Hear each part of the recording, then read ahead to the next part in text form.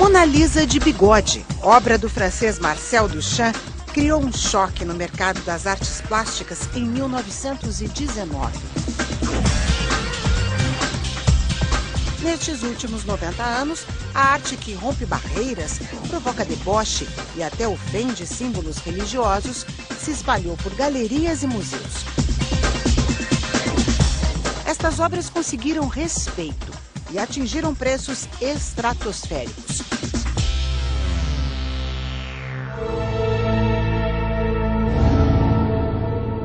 O aquário com um tubarão morto mergulhado em formol, criação de Damien Hirst, foi vendido em 2004 por 12 milhões de dólares. 2 anos depois veio a notícia. O corpo do animal havia entrado em decomposição.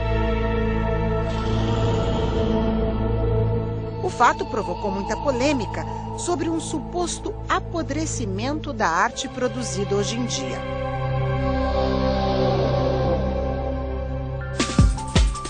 O jornalista carioca Luciano Trigo vai fundo nesta reflexão. No livro A Grande Feira, uma reação ao vale tudo na arte contemporânea, ele mostra como esta história começou e expõe conclusões sobre os caminhos da arte conceitual no Brasil e no mundo. Quando é que começou esse vale tudo? Mais ou menos no final dos anos 70, início dos anos 80, 2 críticos de arte, Arthur Danto e Hans Bellmer, escreveram livros defendendo a tese que a história da arte é terminada, ou de que a própria arte é terminada. Quer dizer, no sentido que deixava de ser uma sucessão de movimentos que contestavam as escolas anteriores para ser uma área em que os artistas passavam simplesmente a reciclar recursos e materiais do passado, procedimentos do passado. Por exemplo, o célebre procedimento Marcel Duchamp, que designou uma roda de bicicleta, um urinol como obra de arte, já em 1913, 1917, passou a ser uma prática recorrente entre artistas contemporâneos, é o que eu chamo no livro de arte por designação. O artista designa um objeto como arte e, em vez de produzir um quadro, uma pintura, uma escultura. Por isso é que eu falo que existe um vale tudo, uma pluralidade de escolas e movimentos, mas que compartilham essa matriz conceitual na qual o artista deixa de precisar ter talento, ou estilo, ou originalidade, para poder simplesmente designar qualquer coisa como arte. Nós estamos no Museu Nacional de Belas Artes. Esse prédio já abrigou a Escola Nacional de Belas Artes, a Faculdade de Belas Artes da Universidade Federal do Rio de Janeiro, até mais ou menos na década de 70, né? Esse problema que você está descrevendo, ele começa na escola, ele começa na formação do artista?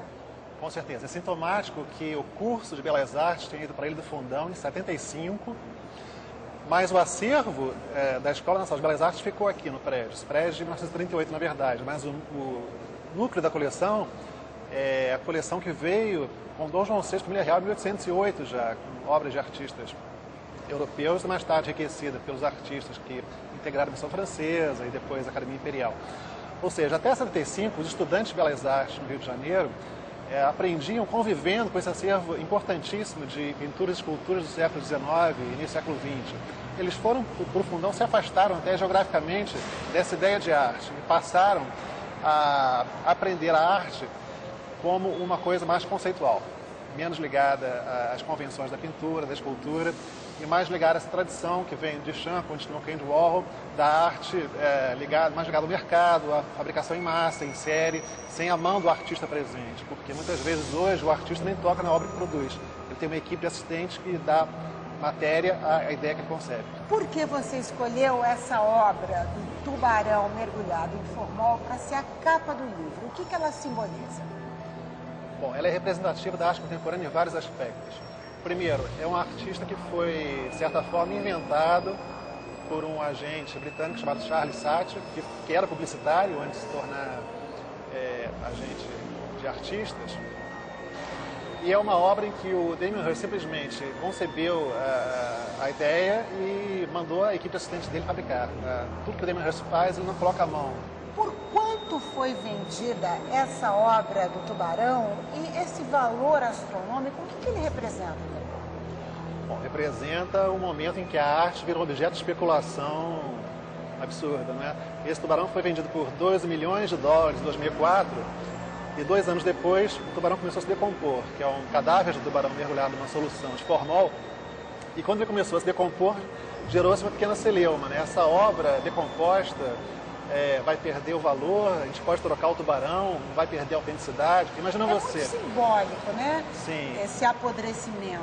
O apodrecimento é muito efêmero e passageiro, né? Como o valor das próprias obras, que ano após ano estão na mídia como a grande revelação da arte contemporânea, e no ano seguinte são esquecidas, né? Porque a arte aderiu a uma lógica do espetáculo, do show business, da moda, em que você não tem mais os conceitos de autoria, de permanência, de autenticidade, de originalidade, de estilo, nada disso conta mais. O que importa é você estar na mídia como uma estrela e integrar um circuito de relações que te reconheçam como artista. E qual é o papel nesta história, né, dos principais personagens? O próprio artista, o galerista, o marchand, o crítico de arte, o jornalista especializado. Eles são chamados atores do sistema da arte, né, que sempre existiu. Só que, diferentemente hoje, até os anos 80 também, esses atores representavam interesses diferentes e muitas vezes opostos. Então era do atrito entre os interesses do artista, do crítico, do curador, que surgia uma hierarquia de valores, um sistema de seleção, de crivo, de chancela, que garantia que o artista que saísse vencedor no final era realmente de qualidade superior. Hoje não. Primeiro, a crítica perdeu completamente relevância. Um crítico brasileiro, há pouco tempo, o papel da crítica deixou de ser de julgar para simplesmente testemunhar ou assistir à produção contemporânea, né? Os curadores, muitas vezes, fazem também o papel de críticos, ou de agentes, ou de galeristas. As instituições, muitas vezes, são dirigidas por pessoas que têm interesses comerciais também na obra. Ou seja, passou a existir uma promiscuidade entre esses agentes, o que faz com que o interesse mercadológico comercial prevaleça sobre critérios estéticos na avaliação da obra. E os curadores e galeristas, por que eles teriam interesse em valorizar justamente essa arte que é mais efêmera e que muitas vezes também não é tão atraente para as pessoas terem nas suas casas? Na verdade, o pequeno comprador de arte, que ainda valoriza a pintura, a escultura, tem pouco impacto econômico no sistema da arte como um todo, né? É sugestivo que essa mudança se dê justamente nos anos 80, que é quando triunfa o neoliberalismo no mundo, né? Então a lógica de mercado passa a triunfar também no sistema da arte. Então, para o sistema da arte não é interessante se depender de incertezas. Da mesma forma que você não pode depender da avaliação de um crítico que pode não gostar ou não aprovar a obra que o curador ou o galerista precisam que faça sucesso, da mesma forma eles também não vão investir em artistas que dependam de uma técnica ou de um talento que é subjetivo e individual. Eles precisam simplesmente que um artista produza uma obra que seja reconhecida internacionalmente ou nacionalmente pelo sistema da arte e que reproduza esse sistema, essa articulação, essa engrenagem. Uma questão que você coloca no livro é também, digamos assim, a morte da vanguarda. Né? A vanguarda existiu, cumpriu seu papel, né? No século passado. A gente foi vendo vários movimentos surgindo nas artes plásticas, mas o que acontece com o nosso momento atual? É impossível ter vanguarda? É impossível se criar algo de novo? É impossível se romper com o passado? O século XX testemunha 2 momentos de explosão de vanguardas, né? O primeiro no começo do século, quando ocorreu o dadaísmo, o futurismo, o surrealismo, o suprematismo, outras escolas que rompiam completamente com as convenções, com o cânone da arte, que era ainda preso a uma noção acadêmica conservadora.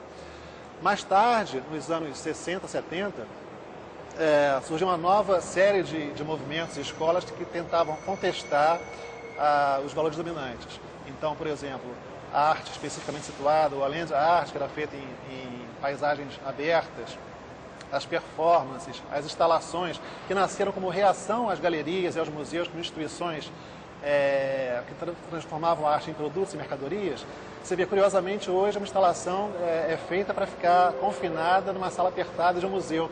É uma contradição em termos. A instalação é feita para ser uma coisa efêmera e fora do sistema que transforma a arte numa mercadoria.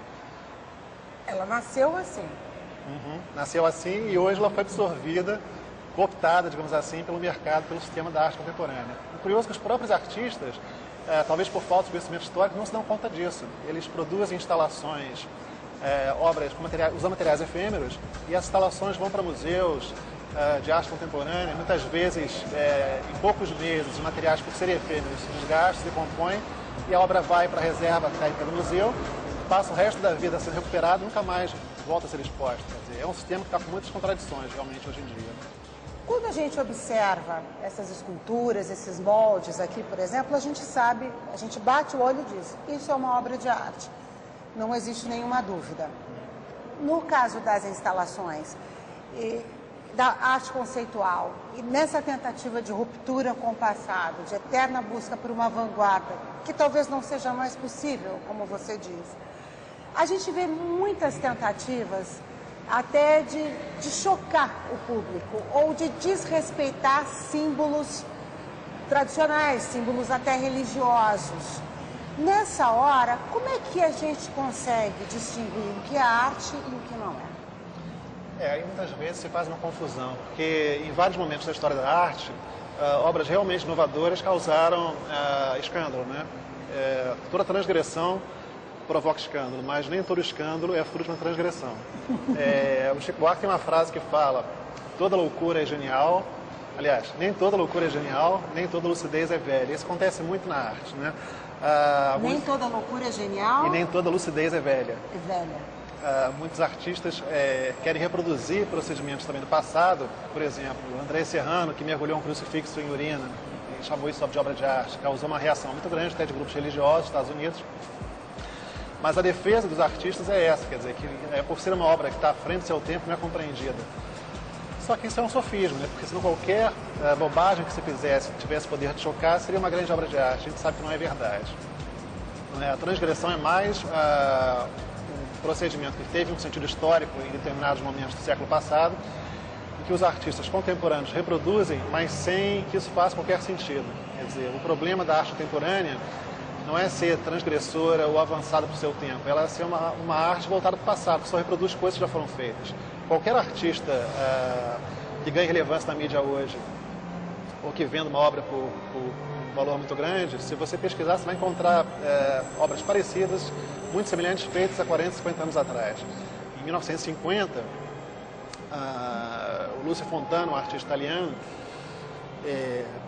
irritado com os limites da tela, esfaqueou uma tela, rasgou uma tela em branco, e isso teve uma relevância histórica para a época. O Yves Klein, também de uma forma muito ousada para a época, deixou uma galeria vazia e chamou a exposição de Levi do Vazio, nos anos 50 também. Piero Manzoni colocou os próprios Clementes em latinhas que eram vendidos a pesos de ouro. Isso tudo tinha o poder de chocar e até uma função de balançar um pouco as convenções nos anos 50 e 60. Fazer isso em 2009 não tem o menor sentido. Quer dizer, qualquer adolescente hoje é capaz de desenhar um bigode da Mona Lisa. Isso só tinha sentido no começo do século passado. Marcel Duchamp fez isso, teve realmente alguma relevância. Um artista não é só o que ele produz. Ele é o que ele produz vai ao seu contexto, né, o seu contexto histórico. E no contexto atual, numa Bienal de São Paulo, por exemplo, um curador justificar que é um protesto, é importante para a arte contemporânea brasileira a gente ter um andar inteiro vazio, como se não tivesse nada para mostrar. Qual é a sua opinião? Isso realmente é um símbolo da situação confusa em que a arte se encontra hoje, né? Quer dizer, para você provocar reflexão do público sobre o vazio, você não precisa o andar inteiro da Bienal, né? Você basta ler um artigo, enfim, há formas mais simples, mais baratas de provocar reflexão sobre a arte. O próprio modelo da Bienal está em crise no mundo inteiro, né? Já não funciona como funcionava antes. Embora existam mais de 200 bienais no planeta, a impressão que você tem é de que esse modelo está decadente. Talvez porque